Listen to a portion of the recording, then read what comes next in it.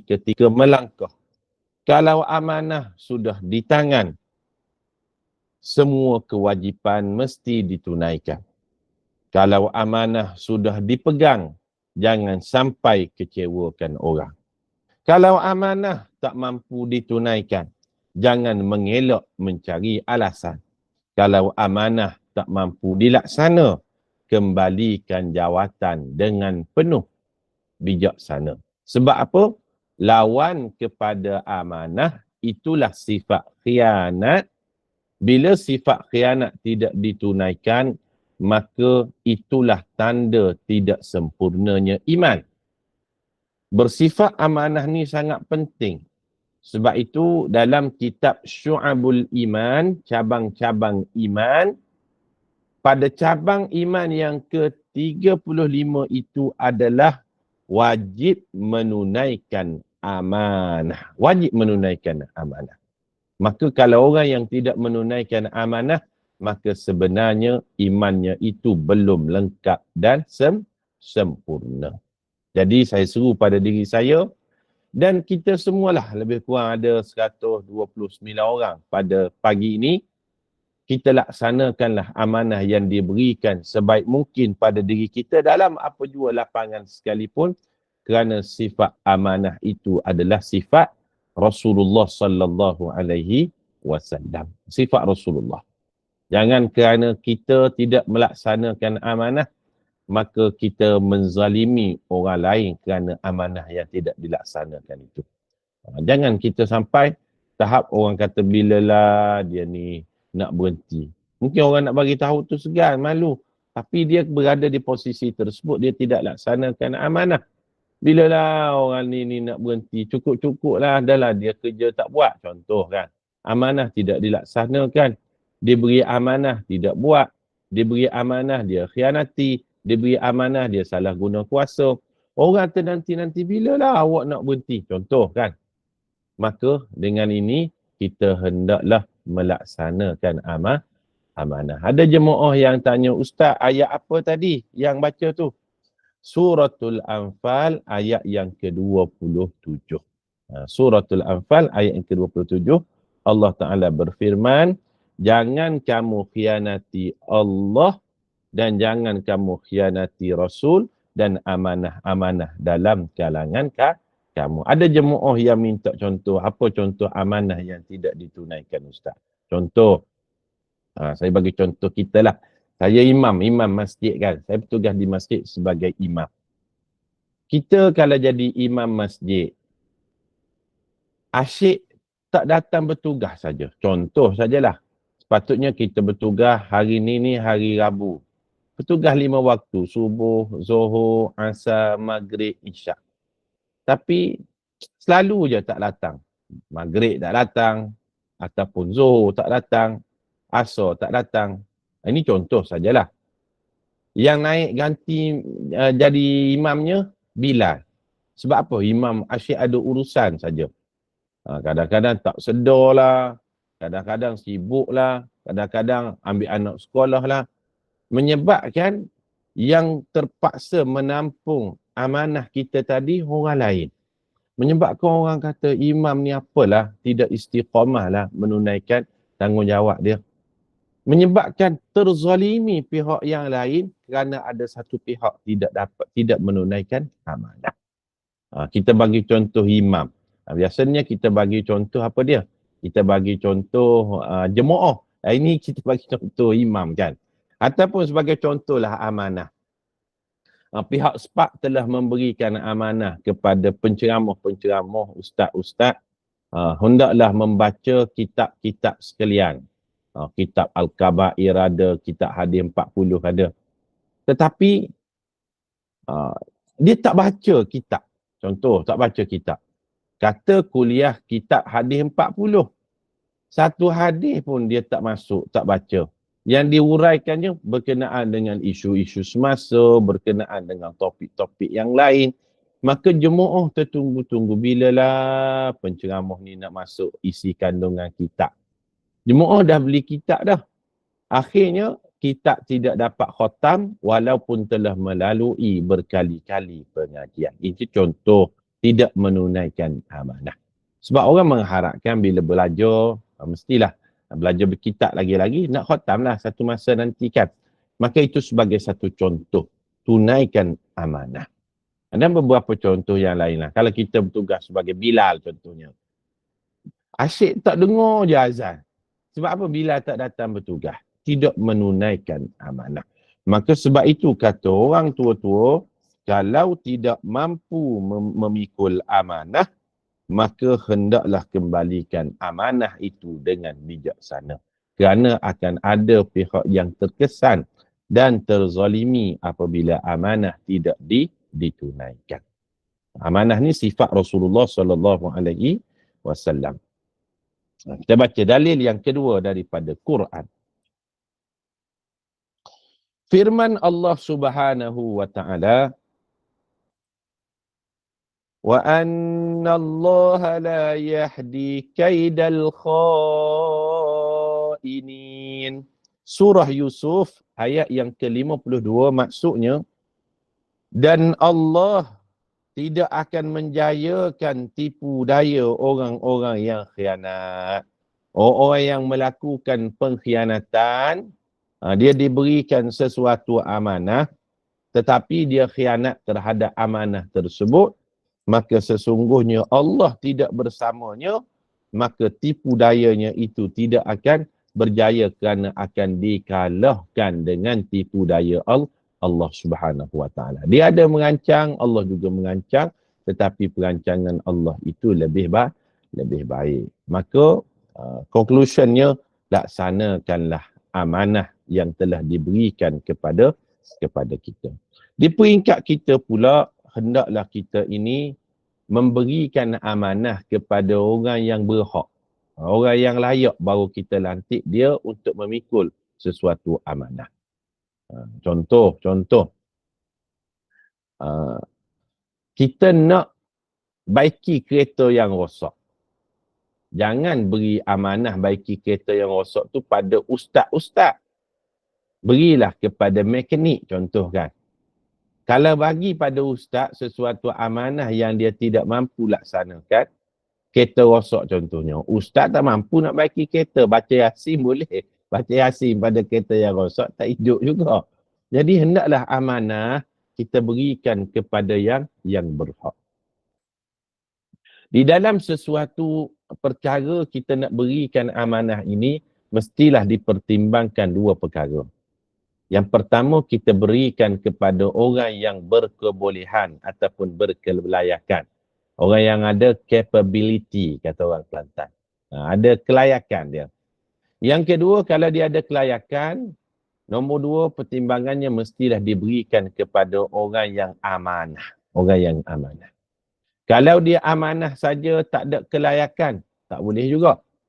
Kalau dia ada kelayakan saja tapi tidak ada amanah, tak boleh juga. Contoh bendahari masjid. Kita hendaklah lantik kepada orang yang ada amanah dan berkelayakan. Bagus dia tu ustaz amanah, tetapi nak buat laporan kewangan pun tak pandai. Tak boleh juga. Dia tu ustaz pandai buat laporan kewangan, tetapi tidak amanah. Duit masjid tu dia buat kira sendiri, balik kira rumah dia pun tak boleh juga. Maka sesuatu amanah kita berikan kepada orang yang mempunyai dua ciri. Yang pertama, orang yang ada kebolehan, dan yang kedua, orang yang ada kejujuran ataupun integriti. Amanah. Maka dua yang mesti kita berikan. Sebab itu di dalam antaranya surah An-Nisa, Allah Ta'ala berfirman, Inna Allaha ya'murukum an tu'addul amanati ila ahliha. Sesungguhnya Allah menyuruh kamu memberikan amanah kepada orang-orang yang berhak. Siapakah orang yang berhak? Orang yang ada kemampuan dan ada kejujuran dalam semua perkara, dalam semua gerak kerja. Orang yang nak uruskan kuliah online contohnya kan, mesti dia ada sikit sebanyak kebolehan. Kebolehan macam mana ni? Kebolehan nak buat live, kebolehan nak buat link Google Meet, kebolehan nak buat poster, dan dalam masa yang sama dia menjaga amanah. Sebab itu amanah diberikan kepada mereka yang berhak, dan berhak itu dengan kata lain adanya kejujuran dan adanya yang dinamakan kebolehan. Kemudian dalil daripada hadis Nabi sallallahu alaihi wasallam, muka surat 147 lagi. Nabi sallallahu alaihi wasallam bersabda, la imana liman la amanata lahu wala dina liman la ahda lahu. Riwayat Imam Ahmad daripada Anas bin Malik. Hadis ini maksudnya, tiada iman bagi orang yang tidak mempunyai sifat amanah, dan tiada agama bagi orang yang tiada sifat menunaikan janji. Subhanallah. Dengan kata lain, imannya itu belum sempurna, agamanya belum sempurna apabila dia tidak beramanah dan tidak menunaikan janji. Salah satu daripada sifat amanah adalah menunaikan janji. Menunaikan janji. Itu salah satu sifat amanah. Terkandung dalam sifat amanah ini, integriti bermula daripada menunaikan janji. Faham tak? Integriti bermula daripada menunaikan janji. Itu permulaan integriti. Kalau asyik on the way saja. On the way saja. Awak kat mana dah? On the way. Janji pukul 7.30. Pukul 8 tak sampai lagi contohnya. On the way je. Sekali-sekala tu boleh terima lah. Tapi kalau asyik on the way je tapi tak turun daripada rumah lagi pun, itu maknanya dia tidak menunaikan janji dan dia tidak dianggap sebagai orang yang beramanah. Maka la imana liman la amanata lahu wala dina liman la ahda lahu. Tidak beriman orang yang tidak menunaikan amanah, wala dina liman la ahda lahu, dan tidak sempurna agama bagi orang yang tidak menunaikan perjanjian. Para jemaah sekalian, menyempurnakan janji dan menunaikan amanah, ia adalah mengambil hukum hutang. Dia sama macam orang berhutang. Orang yang tidak menunaikan amanah, dia berhutang dengan orang lain. Orang yang tidak menunaikan janji, dia berhutang dengan orang lain. Hutang wajib dibayar. Kalau dia tidak bayar di dunia ini, pembayarannya akan dibuat di hari akhirat kelak. Dia kena bayar di hari akhirat kelak. Bayar dengan apa di hari akhirat tu, Ustaz? Dia akan bayar dengan pahala-pahalanya, pahala solatnya, pahala puasanya, pahala hajinya, pahala zakatnya, pahala sedekahnya, pahala infak wakafnya. Dia akan bayar atas amanah yang tidak ditunaikan kepada orang-orang yang tertentu dan atas janji yang tidak disempurnakan kepada orang tertentu. Bila dia bayar, pahalanya sudah habis. Maka ada lagi amanah yang tidak dibayar. Janji yang tak disempurnakan. Maka dia terpaksa pula memikul dan menanggung dosa orang lain, menjadikan dirinya itu muflis. Na'udzubillahi min zalik. Kita mohon berlindung daripada Allah, daripada sifat tidak amanah, yang akhirnya terpaksa menanggung bebanan hutang, yang hutang ini akan dibayar dengan pahala di hari akhirat kelak sekiranya tidak cukup, terpaksa menanggung dosa-dosa daripada orang yang kita beramanah tadi. Maka takutlah untuk kita memikul amanah. Kalau sudah diberikan amanah, buatlah yang terbaik sebaik mungkin. Buat sebaik mungkin. Dengan sepenuh hati kita enjoy dengan perkara yang kita lakukan tadi. Seterusnya, muka surat 148.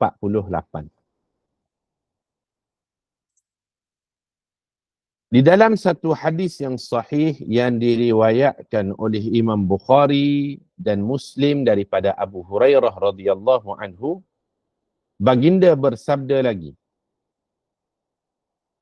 ayatul munafiqi thalathun idza haddatsa kadzaba wa idza wa'ada akhlafa wa idza tumina khana. Kata Nabi sallallahu alaihi wasallam, tanda orang munafik itu ada 3. Munafik di sini maknanya orang yang ada 3 perbuatan ni dia mengikuti perbuatan orang munafik. Yang pertama, idza haddatsa kadzaba. Apabila dia bercakap selalu berbohong. Bila bercakap tu berdusta. Berdusta. Kata orang tua-tua, ikan senohong, ikan kerapu, sama sedap dibuat kari. Bercakap bohong selalu menipu, kawan tiada, musuh mencari. Betul tak? Orang bercakap menipu ni sekali je. Orang dah cak dia tak ada integriti, orang dah tak percayakan dia, orang dah tak beri amanah pada dia. Kawan akan hilang, yang datang itu adalah musuh. Sebab tu kata orang tua-tua tadi, ikan senohong, ikan kerapu. Sama sedap dibuat kari. Bercakap bohong, tabiat suka menipu. Kawan tak ada, yang cari adalah musuh. Musuh mencari. Kata orang tua-tua, menjala di laut dapat kerapu. Balik rumah dibuat singgang. Kalau tabiat suka menipu, musuh datang keliling pinggang. Yang datang tu musuh. Ramai pula yang datang tu. Ada jemaah nak jawab pantun ke pagi ni? Boleh tulis di ruangan komen kalau ada dah. Orang menipu ni tanda orang munafik. Yang kedua, kata Nabi SAW, tanda orang yang mempunyai sifat kemunafikan, wa idza wa'ada akhlafa. Apabila dia berjanji, dia mungkiri. Dia berjanji, dia sendiri mungkir. Dia mungkiri. Dia yang berjanji. Contohnya pukul berapa? Okey, pukul 8, pukul 8. Pukul 8 tak sampai, pukul 9 juga dia seorang. Lain kali pula pukul 9, pukul 9. Pukul 9 tak sampai juga, pukul 10. Dia berjanji, dia mungkiri. Dia meletakkan janji, akhirnya dia sendiri mungkiri janjinya. Itu sifat orang munafik. Dan yang ketiga, kata Nabi SAW, apa tanda orang yang khianat, apa tanda orang munafik, apa tanda orang yang mempunyai sifat yang tidak amanah, wa idza tumina khana. Apabila dia diberikan amanah, maka dia mengkhianati amanah tersebut. Maka para jemaah sekalian, saya menyeru diri saya terutamanya, marilah kita menjaga amanah yang diberikan, kita menjaga kepercayaan orang, kerana integriti itu bermula daripada melaksanakan amanah kepada Allah, amanah kepada Rasul, dan amanah kepada sesama manusia.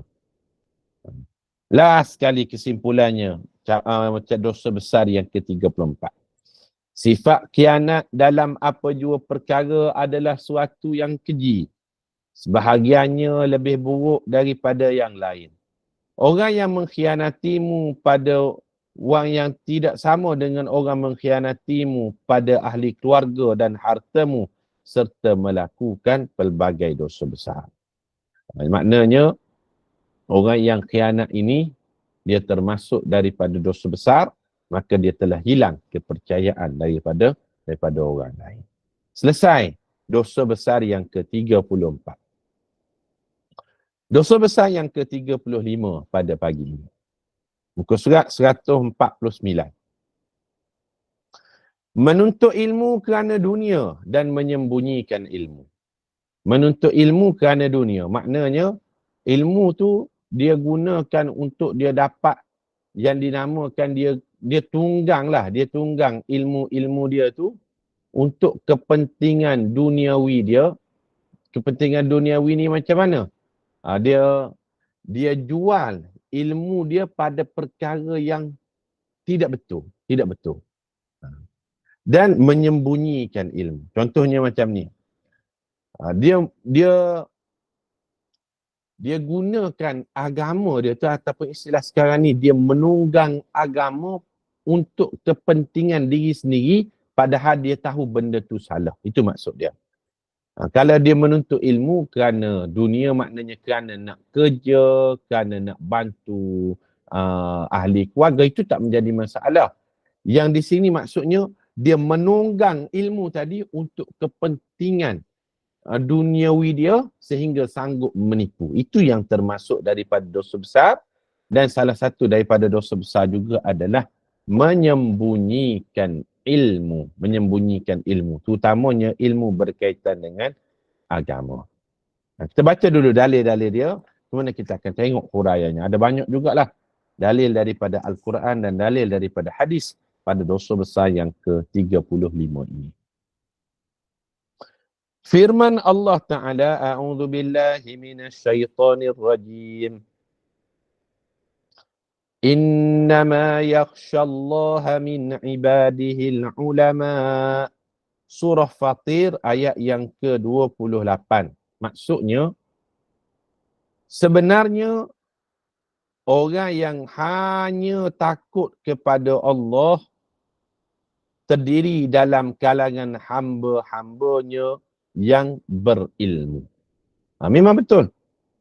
Orang yang beribadat tanpa dia ada ilmu, maka ibadatnya itu akan jadi banyak yang rosak daripada yang betul. Betul tak?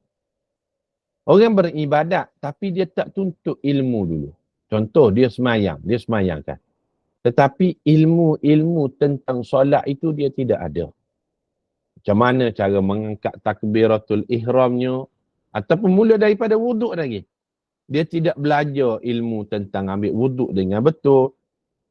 Maka di situ lagi salah.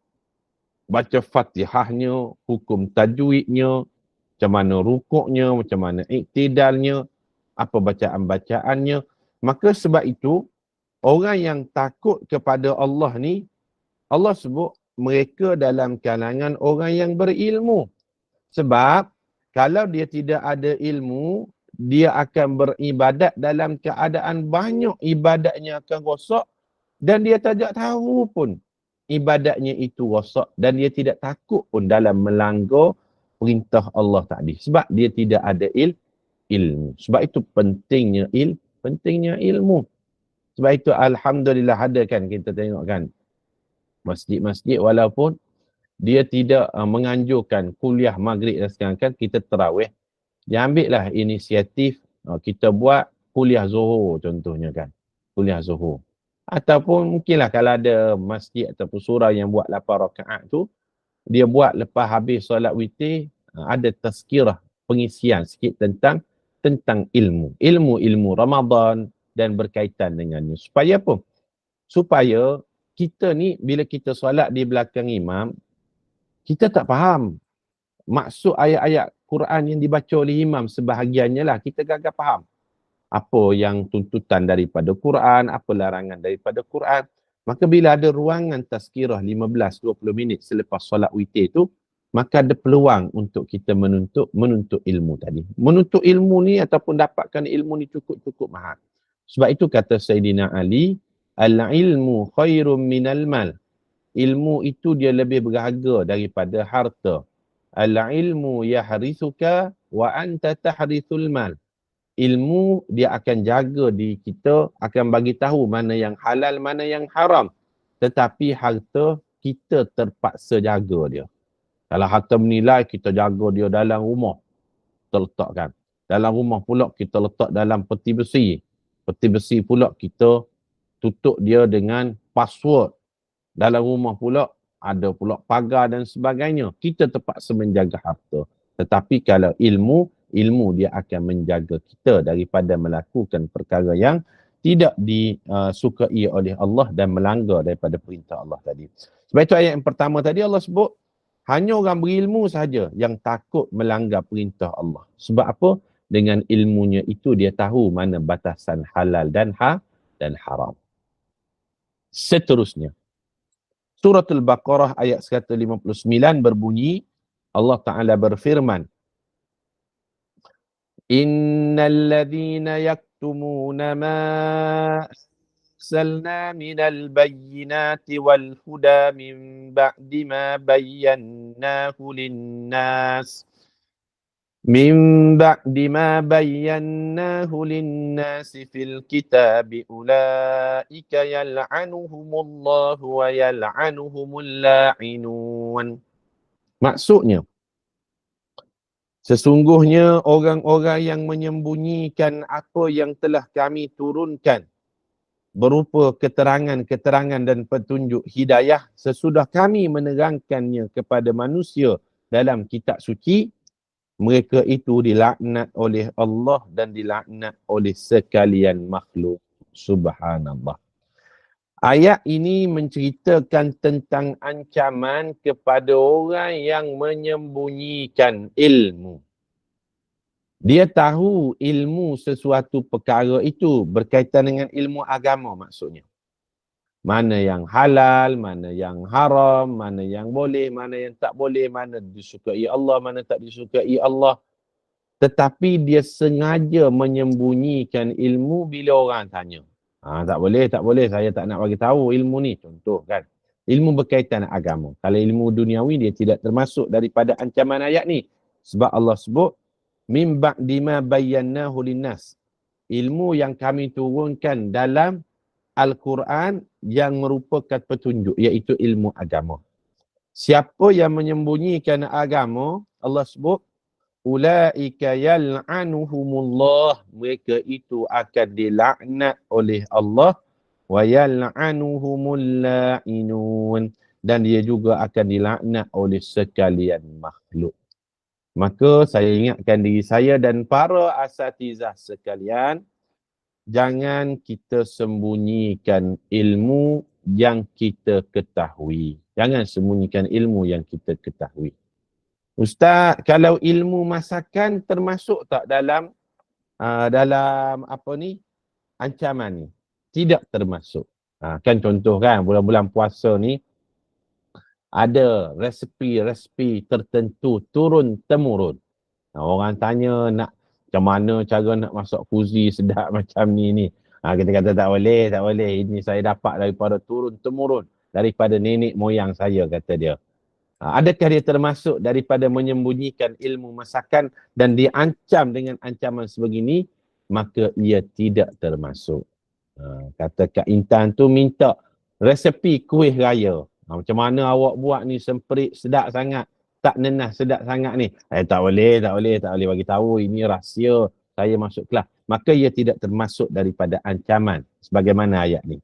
Ayat ni merujuk kepada ilmu agama yang tidak boleh dijual beli. Tidak boleh dijual beli. Kan ada ilmu-ilmu duniawi ni, ilmu masakan, ilmu resipi. Nak dapatkannya kena beli. Kena beli buku resipi contohnya. Kena join kelas-kelas sebagainya. Tetapi ilmu agama tidak boleh dijual beli. Maka dilarang menyembunyikan ilmu sekiranya kita mengetahui. Kalau tak tahu, tak apa. Orang tanya ustaz, apa hukum sekian. Kita tidak tahu ataupun tidak pasti. Maka jangan pula kita jawab pada perkara yang kita tidak tahu. La taqfu ma laysa laka bihi ilmun. Janganlah kamu menjawab pada perkara yang kamu tidak tahu, kata Allah. Tak tahu jawab juga. Maka katakan la adri, saya tak tahu, wallahu a'lam, Allah lebih mengetahui. Itu dalil yang kedua. Dalam bab dosa besar menyembunyikan ilmu.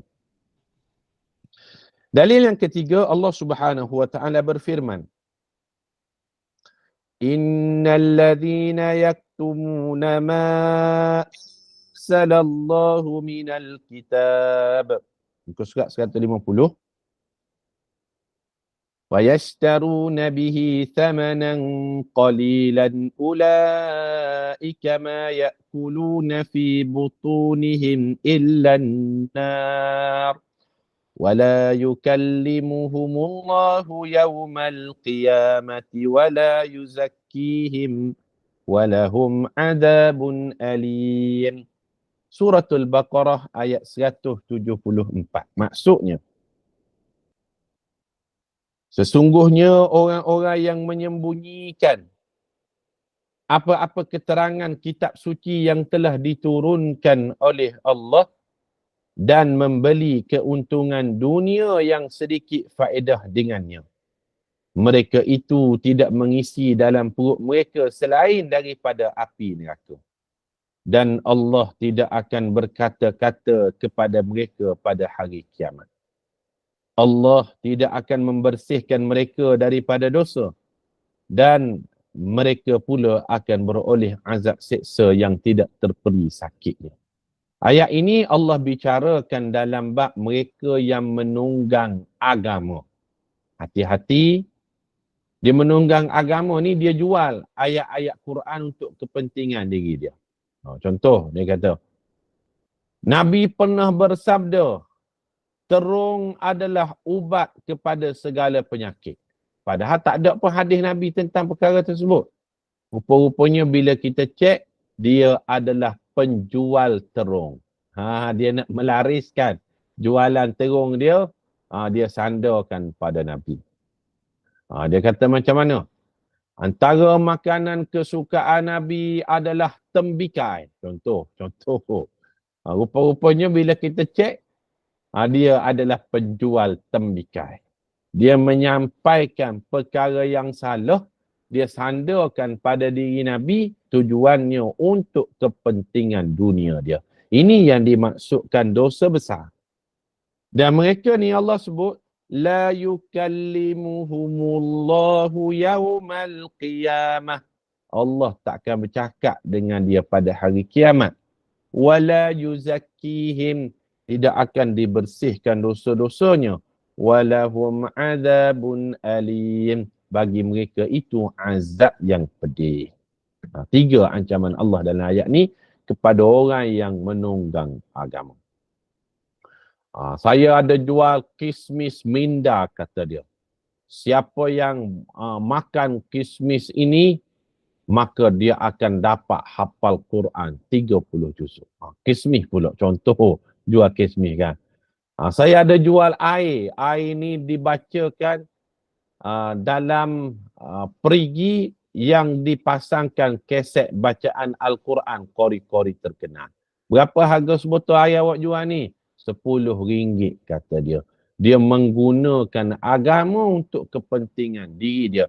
Inilah yang disebutkan sebagai dosa besar. Dia menyalahgunakan ayat-ayat Al-Quran hanya untuk kepentingan, keuntungan dia. Ini termasuk daripada dosa besar. Seterusnya, dalil yang keempat daripada Quran, Allah Ta'ala berfirman,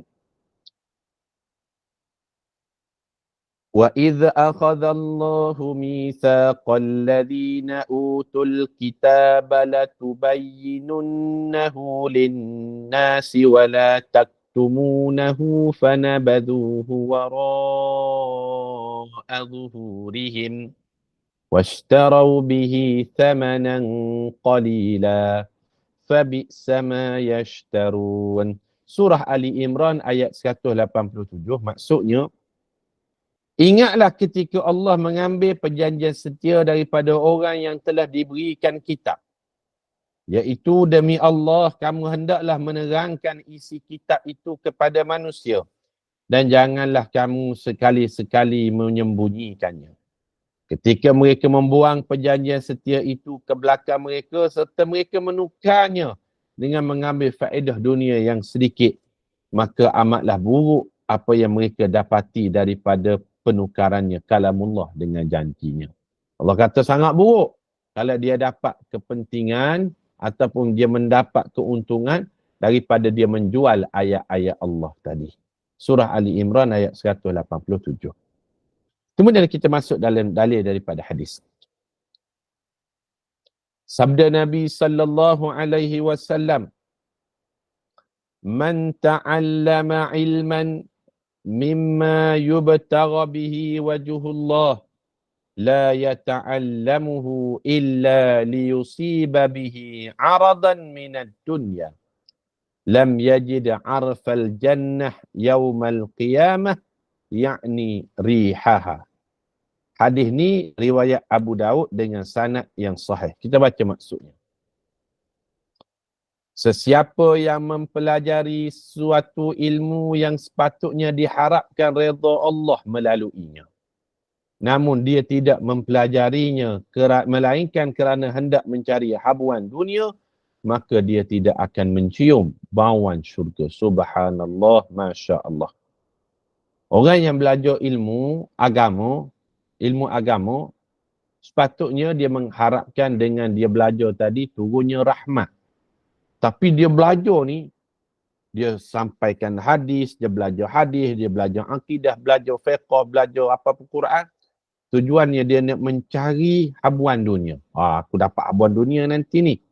Maka niat yang tidak baik itu menyebabkan dia tidak layak untuk mencium haruman bauan syurga. Subhanallah. Maknanya, dia kalau masuk syurga lambat. Orang lain bukan setakat cium bauan, dah masuk syurga dah. Dia setakat nak cium pun tidak layak pada orang macam ni. Sebab itu, orang yang menyebarkan ilmu tetapi dalam keadaan dia mengharapkan habuan dunia semata-mata, mereka ini antara kelompok yang awal akan diseret, dihumban ke dalam neraka Allah Subhanahu wa Ta'ala. Antara golongan yang terawal, selain daripada orang yang mati syahid, yang berjuang bukan kerana Allah, mereka juga adalah orang yang mengajarkan ilmu tetapi nak mendapatkan kemasyhuran dan habuan dunia. Mesti mahu ada ikhlas kerana Allah Subhanahu wa Ta'ala.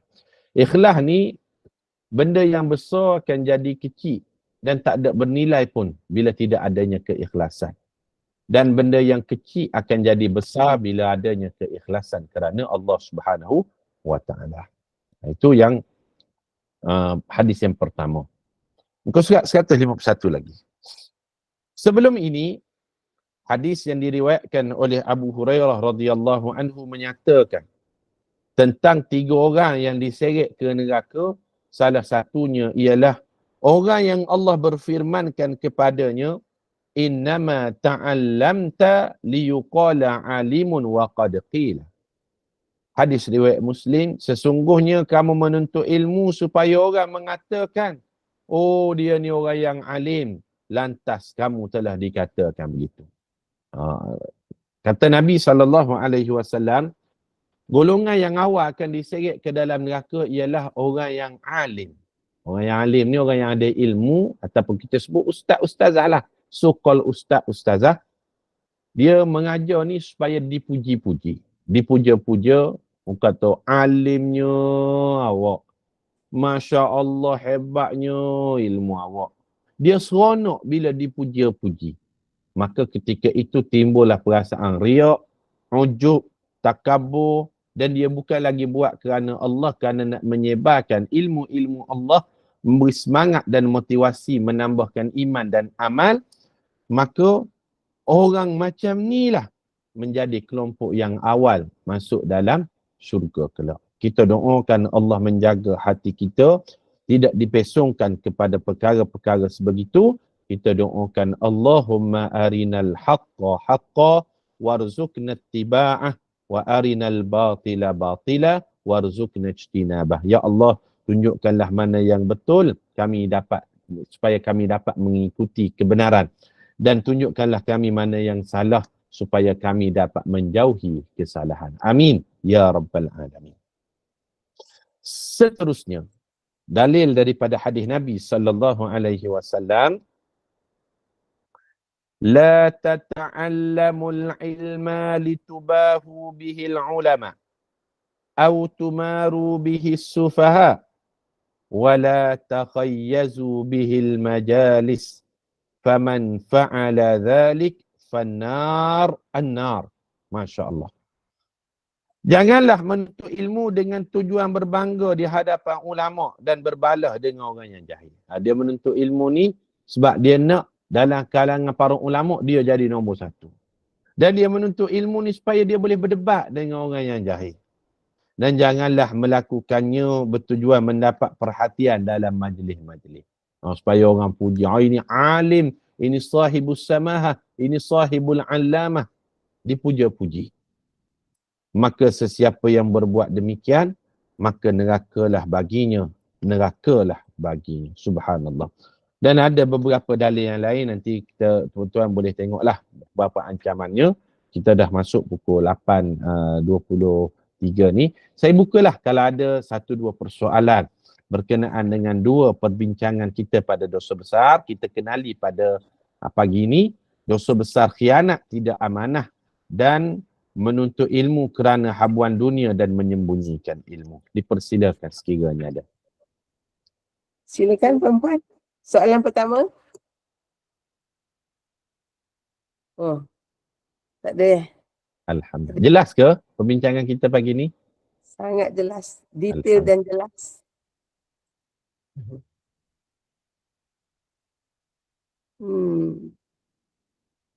Tak ada Tak ada Ustaz. Tak ada soalan Ustaz. Buat rumusan sikit dan sila tangguhkan majlis kita. Silakan Ustaz. InsyaAllah, terima kasih kepada Opah dan kepada para jemaah sekalian. Alhamdulillah, pertemuan yang ke-20 kita telah selesai mengenali dosa besar yang ke-34 dan ke-35. InsyaAllah kesempatan lain kita akan tengok dosa-dosa besar yang seterusnya, insyaAllah. Jadi marilah sama-sama kita menangguhkan majlis kita pada pagi ini dengan kafaratul majlis dan suratul Asr. Subhanakallahumma wa bihamdika nashhadu an la ilaha illa anta nastaghfiruka wa natubu ilaik. Bismillahirrahmanirrahim. Wal 'asr innal insana lafi khusr illa alladhina amanu wa 'amilus solihat wa tawasaw bil haqqi wa tawasaw bis sabr. Terima kasih kepada